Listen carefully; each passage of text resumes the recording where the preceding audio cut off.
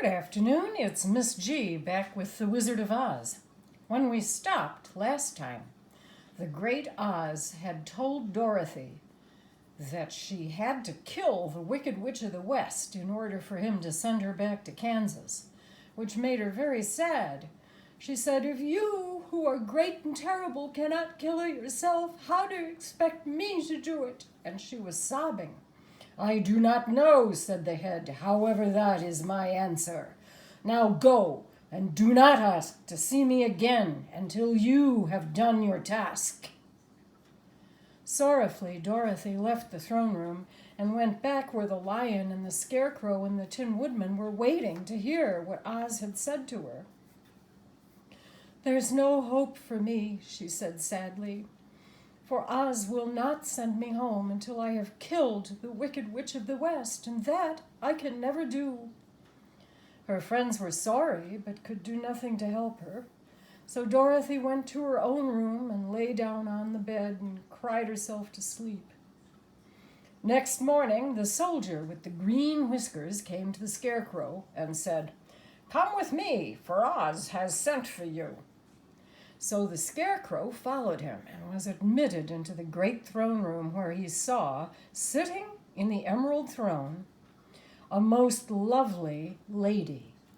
She was dressed in green silk and wore upon her flowing green locks a crown of jewels. Growing from her shoulders were wings, gorgeous in color, and so light that they fluttered if the slightest breath of air reached them. When the Scarecrow had bowed, as prettily as his straw stuffing would let him, before this beautiful creature, she looked upon him sweetly. "I am Oz, the great and terrible. Who are you, and why do you seek me?" Now the Scarecrow, who had expected to see the great head Dorothy had told him of, was much astonished, but he answered her bravely. "I'm only a scarecrow stuffed with straw, and therefore I have no brains, and I come to you praying that you will put brains in my head instead of straw, so that I may become as much a man as any other in your dominions." "I never grant favors without some return," said Oz, "but this much I will promise.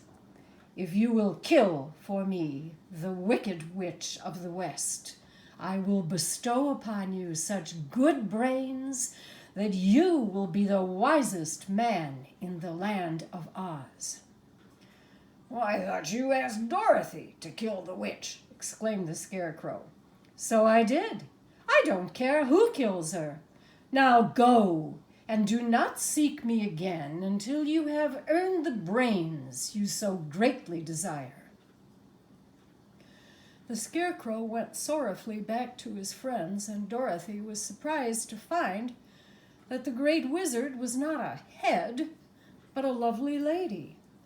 "All the same," said the Scarecrow, "she needs a heart as much as that Tin Woodman." Next morning, the soldier with the green whiskers came to fetch the Tin Woodman to the great throne room. He did not know what he would find, but hoped it would be the lovely lady. "For," he said to himself, "a lady will be kind-hearted." But when the Woodman entered the great throne room, Oz had taken the shape of a most terrible beast.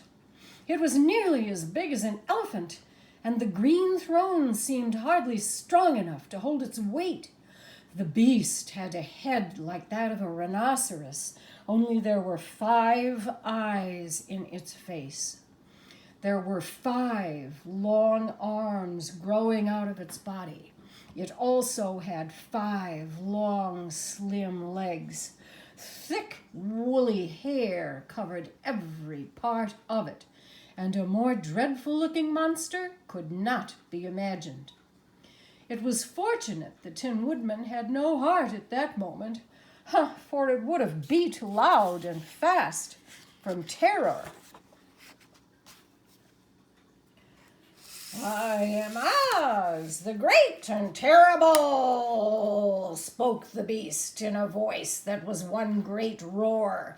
"Who are you, and why do you seek me?" "I am a woodman, and made of tin.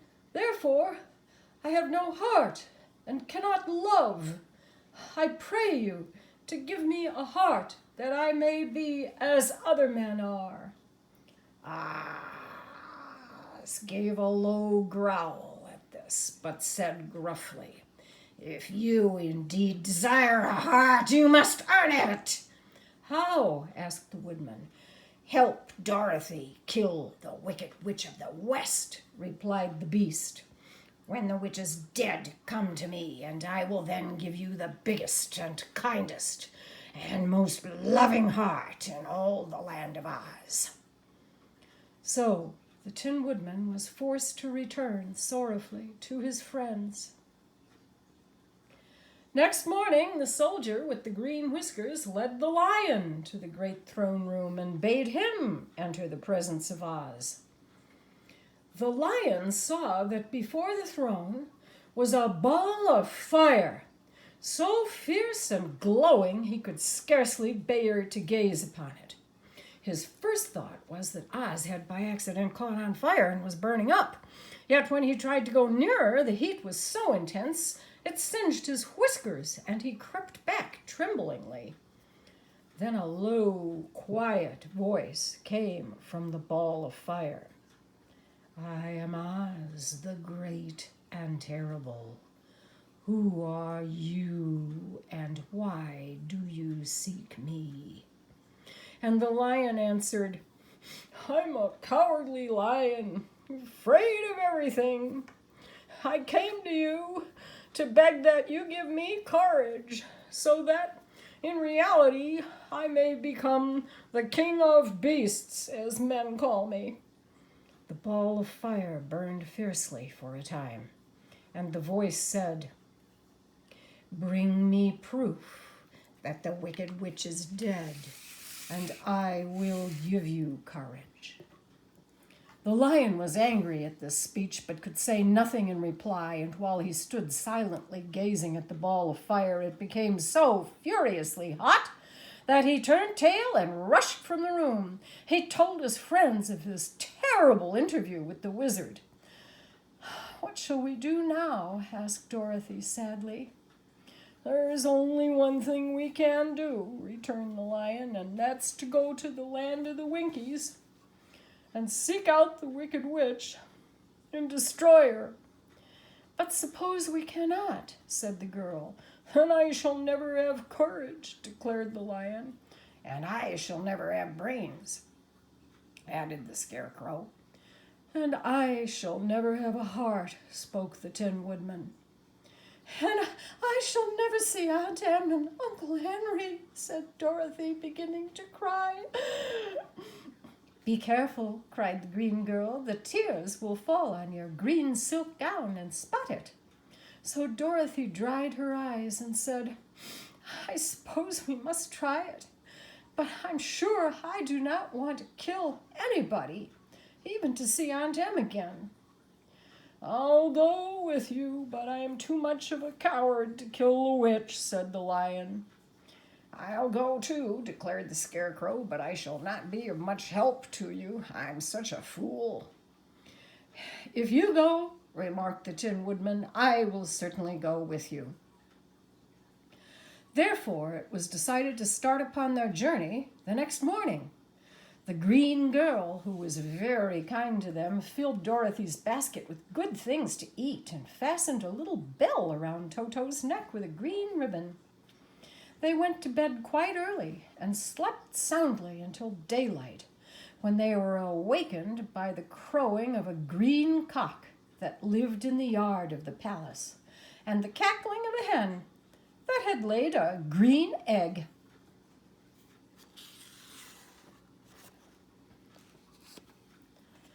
The search for the Wicked Witch. The soldier with the green whiskers led them through the streets of the Emerald City until they reached the room where the guardian of the gates lived. The officer unlocked their spectacles to put them back in his great box, and then he politely opened the gate for our friends. "Which road leads to the Wicked Witch of the West?" asked Dorothy. "There is no road," answered the guardian of the gates. "No one ever wishes to go that way. But when she knows you're in the country of the Winkies, she will find you and make you all her slaves." "Perhaps not," said the Scarecrow, "for we mean to destroy her." "Oh, that's different," said the guardian. "But take care. She's wicked and fierce and may not allow you to destroy her. Keep to the west where the sun sets, and you cannot fail to find her." They thanked him and bid him goodbye and turned toward the west, walking over fields of soft grass dotted here and there with daisies and buttercups. Dorothy still wore the pretty silk dress she had put on in the palace, but now, to her surprise, she found it was no longer green, but pure white. The ribbon around Toto's neck had also lost its color and was as white as Dorothy's dress. The Emerald City was soon left far behind. As they advanced, the ground became rougher and hillier, for there were no farms nor houses in this country of the West, and the ground was untilled. In the afternoon, the sun shone hot in their faces, for there were no trees to offer them shade, so that before night, Dorothy and Toto and the lion were tired and lay down upon the grass and fell asleep, with the woodman and the Scarecrow keeping watch. Now the Wicked Witch of the West had but one eye, yet that was as powerful as a telescope and could see everywhere. So as she sat in the door of her castle, she happened to look around and saw Dorothy lying asleep with her friends all about her. They were a long distance off, but the Wicked Witch was angry to find them in her country. So she blew upon a silver whistle that hung around her neck. At once there came running to her from all directions a pack of great wolves. They had long legs and fierce eyes and sharp teeth. "Go to those people," said the witch, "and tear them to pieces." "Are you not going to make them slaves?" asked the leader of the wolves. "No," she answered. "One's of tin and one's of straw. One's a girl, another a lion. None of them fit to work, so you may tear them into small pieces." "Very well," said the wolf, and he dashed away at full speed, followed by the others. It was lucky the Scarecrow and the Woodman were wide awake and heard the wolves coming. "This is my fight," said the Woodman, "so get behind me, and I will meet them." He seized his axe, which he had made very sharp, and as the leader of the wolves came on the Tin Woodman, he swung his arm and chopped the wolf's head from its body. There were 40 wolves, and 40 times a wolf was killed, so that at last they all lay dead in a heap before the Woodman. Then he put down his axe and sat beside the Scarecrow, who said, "It was a good fight, friend." They waited until Dorothy awoke the next morning. The little girl was quite frightened when she saw the great pile of shaggy wolves, but the Tin Woodman told her all. She thanked him for saving them. Now this same morning, the Wicked Witch came to the door of her castle and looked out with her one eye that could see far off. She saw all her wolves lying dead, and the strangers still traveling through her country. This made her angrier than before, and she blew her silver whistle twice. Straightway, a great flock of wild crows came flying toward her, enough to darken the sky. And the Wicked Witch said to the King Crow, "Fly at once to the strangers, peck out their eyes, and tear them to pieces." The wild crows flew in one great flock toward Dorothy and her companions, When the little girl saw them coming, she was afraid, but the Scarecrow said, "This is my battle. Lie down beside me, and you will not be harmed."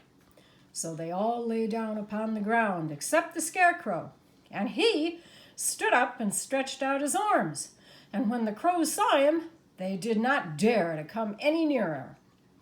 But the King Crow said, "Ah, it's only a stuffed man. I will pick his eyes out." Ah! The King Crow flew at the Scarecrow, who caught it by the head and twisted its neck until it died. Then another crow flew at him, and the Scarecrow twisted its neck also. There were 40 crows, and 40 times the Scarecrow twisted a neck, until at last all were lying dead beside him. Then he called to his companions to rise, and again they went upon their journey. When the Wicked Witch looked out again and saw all her crows lying in a heap, she got into a terrible rage and blew 3 times upon her silver whistle. Forthwith there was heard a great buzzing in the air, and a swarm of black bees came flying toward her. "Go to the strangers and sting them to death," commanded the witch. And the bees turned and flew rapidly until they came to where Dorothy and her friends were walking. But the woodman had seen them coming, and the Scarecrow had decided what to do. "Take out my straw and scatter it over the little girl and the dog and the lion," he said to the woodman, "and the bees cannot sting them." This the woodman did, and as Dorothy lay beside the lion and held Toto, the straw covered them entirely.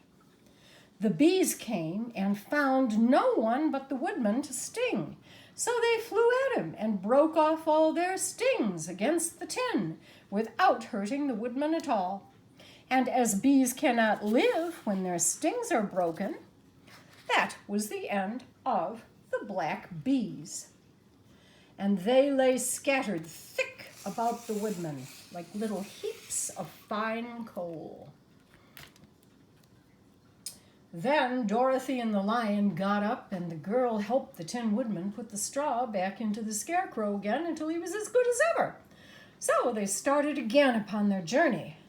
The Wicked Witch was so angry that she called a dozen of her slaves, who were the Winkies, and gave them sharp spears, telling them to go to the strangers and destroy them. The Winkies were not a brave people, but they had to do as they were told. So they marched away until they came near to Dorothy. Then the lion, rah, gave a great roar and sprang toward them. And the poor Winkies were so frightened that they ran back as fast as they could. The Wicked Witch beat them well with a strap and sent them back to their work, after which she sat down to think what she should do next. She could not understand how all her plans to destroy these strangers had failed. However, she was a powerful witch as well as a wicked one, and she soon made up her mind how to act. There was, in her cupboard, a golden cap with a circle of diamonds and rubies running round it. This golden cap had a charm. Whoever owned it could call 3 times upon the winged monkeys who would obey any order they were given. But no person could command these strange creatures more than 3 times. Twice already the Wicked Witch had used the charm of the cap. Once was when she had made the Winkies her slaves and set herself to rule over their country. The winged monkeys had helped her do this. The second time was when she had fought against the great Oz himself and driven him out of the land of the West. Only once more could she use this golden cap, for which reason she did not like to do so until all her other powers were exhausted. But now that her fierce wolves and her wild crows and her stinging bees were gone, and her slaves had been scared away by the lion, there was only one way left to destroy Dorothy and her friends. So the Wicked Witch took the golden cap from her cupboard and placed it upon her head. Then she stood upon her left foot and said slowly, "Epi, pepe, kake." Then she stood upon her right foot and said, "Hi-lo, ho-lo, hey-lo." After this she stood upon both feet and cried in a loud voice, "Zizzy, zuzzy, zick!" Now the charm began to work. The sky was darkened and a low rumbling sound was heard in the air. There was a rushing of many wings, a great chattering and laughing, and the sun came out of the dark sky to show the Wicked Witch surrounded by a crowd of monkeys, each with a pair of immense and powerful wings on his shoulders. One, much bigger than the others, seemed to be their leader. He flew close to the witch and said, "You have called us for the third and last time. What do you command?" "Go to the strangers who are within my land and destroy them all, except the lion," said the Wicked Witch. "Bring that beast to me, for I've a mind to harness him like a horse and make him work." "Your commands shall be obeyed," said the leader. Then, with a great deal of chattering and noise, the winged monkeys flew away to the place where Dorothy and her friends were walking. Some of the monkeys seized the Tin Woodman and carried him through the air until they were over a country thickly covered with sharp rocks. Here they dropped the poor woodman, who fell a great distance to the rocks, where he lay so battered and dented he could neither move nor groan. Others of the monkeys caught the Scarecrow and with their long fingers pulled all of the straw out of his clothes and head.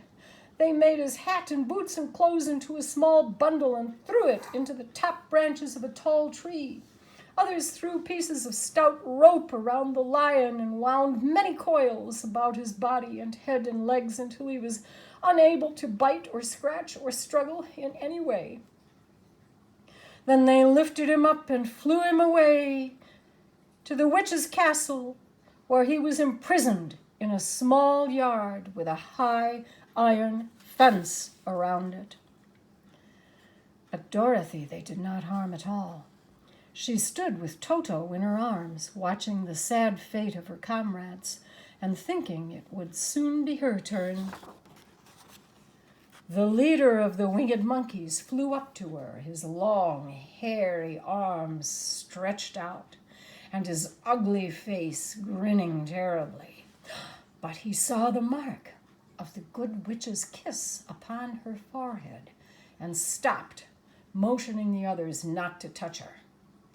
"We dare not harm this little girl," he said to them, "for she is protected by the power of good, and that is greater than the power of evil. All we can do is to carry her to the castle of the Wicked Witch and leave her there."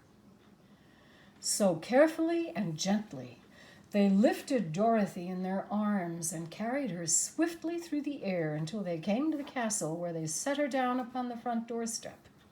Then the leaders said to the witch, "We have obeyed you as far as we were able. The Tin Woodman and the Scarecrow are destroyed, and the lion is tied up in your yard. The little girl we dare not harm, nor the dog she carries in her arms. Your power over our band is now ended, and you will never see us again." Then all the winged monkeys, with much laughing and chattering and noise, flew into the air and were soon out of sight. The Wicked Witch was both surprised and worried when she saw the mark on Dorothy's forehead, for she knew well that neither the winged monkeys nor she herself dare hurt the girl in any way. She looked down at Dorothy's feet, and seeing the silver shoes, began to tremble with fear, for she knew what a powerful charm belonged to them. At first, the witch was tempted to run away from Dorothy, but she happened to look into the child's eyes and saw how simple the soul was behind them, and that the little girl did not know of the wonderful power the silver shoes gave her. So the wicked witch laughed to herself and thought, I can still make her my slave, for she does not know how to use her power. Then she said to Dorothy, harshly and severely, Come with me. See you mind everything I tell you. If you do not, I'll make an end of you, as I did of the Tin Woodman and the Scarecrow. Dorothy followed her through many of the beautiful rooms in her castle until they came to the kitchen, which the witch bade her clean the pots and kettles and sweep the floor and keep the fire fed with wood. Dorothy went to work meekly, with her mind made up to work as hard as she could, for she was glad the wicked witch had decided not to kill her. With Dorothy hard at work, the witch thought she would go into the courtyard and harness the cowardly lion. It would amuse her to make him draw her chariot whenever she wished to go for a drive.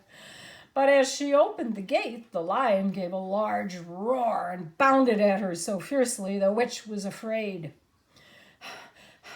If I cannot harness you, said the witch through the bars, I can starve you.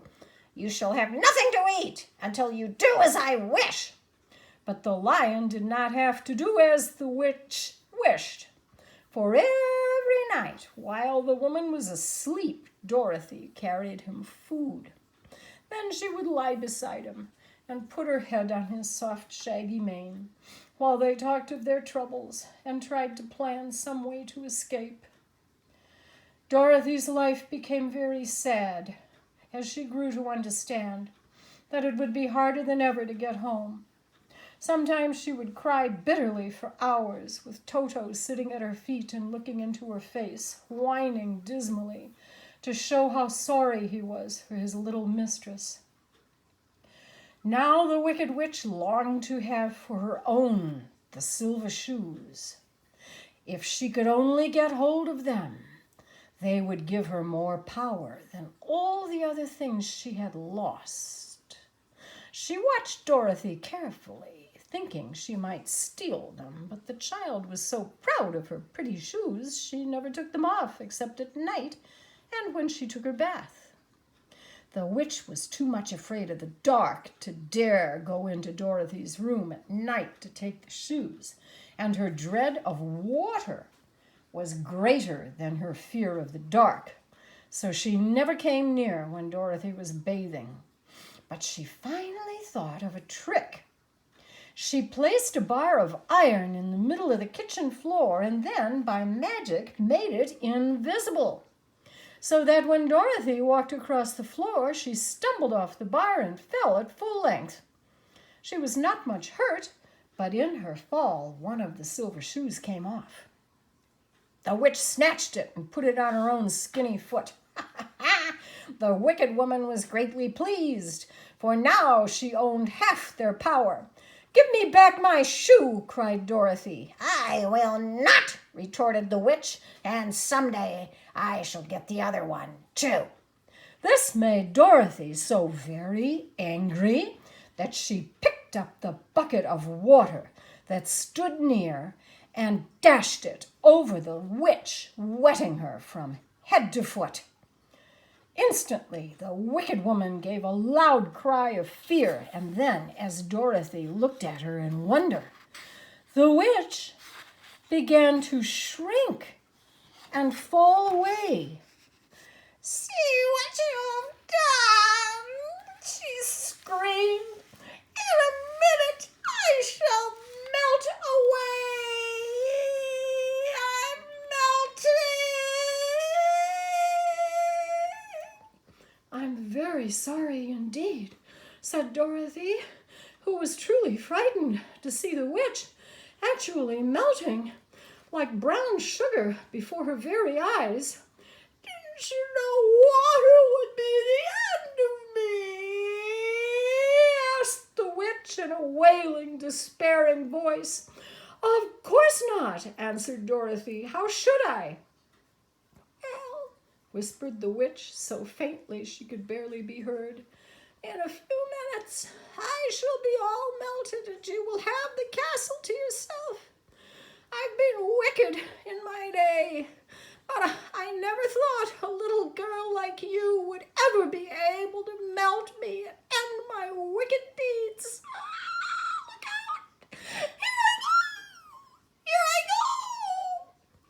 With these words, the witch fell down in a brown, melted, shapeless mass and began to spread over the clean boards of the kitchen floor. Seeing that she had really melted away to nothing, Dorothy drew another bucket of water and threw it over the mess. She then swept it all out of the door. Picking out the silver shoe, which was all that was left of the old woman, she cleaned and dried it with a cloth and put it on her foot again. Then, being at last free to do as she chose, she ran out to the courtyard to tell the lion the wicked witch of the West had come to an end and that they were no longer prisoners. And that's our story for today. Thank you. Have a nice evening.